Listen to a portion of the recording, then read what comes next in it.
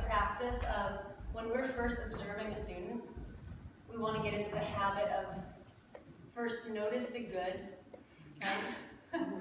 And then, are they breathing? Do they seem like they're, enjoying themselves?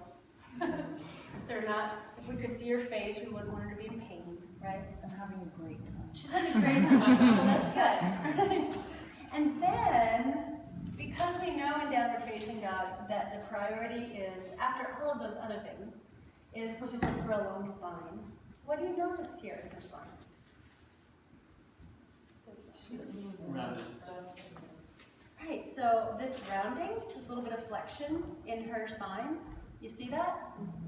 Okay, so this, on a physical level for her, would be my priority, big time. And if you could see her from the aerial view here, it's actually the right side of her back that's a little bit tighter. Those muscles are actually lifting up a little bit more than the left side. Okay. Now, are you okay here? Okay. So sometimes, oftentimes, when there is rounding in our spine, that is a sign that either our glute muscles or our hamstrings are tight.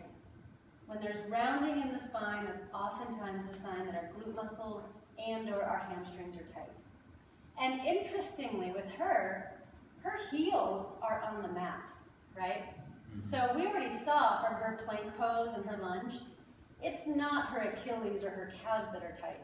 It is something higher than her calves and probably her hamstrings and glutes. It can also come from somebody's upper body a little bit.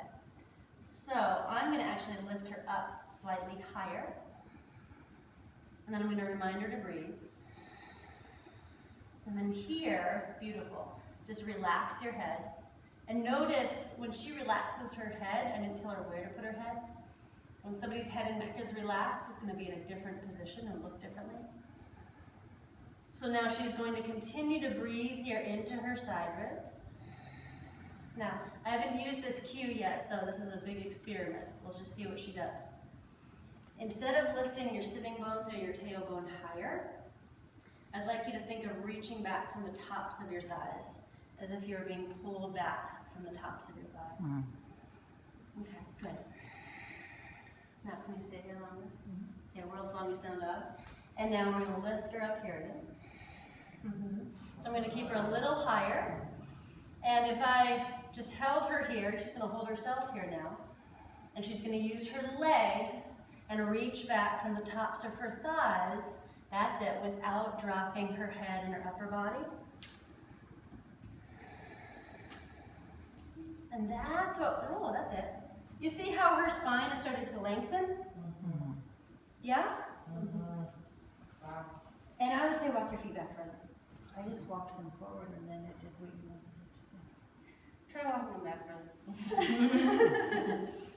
Yeah. So even further. Okay, now, and then turn your toes down. There you go.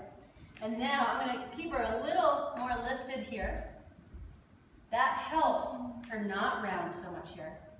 And as she stays lifted here, and as she breathes into her side ribs, she's going to gently reach back from the tops of her thighs. Oh, oh.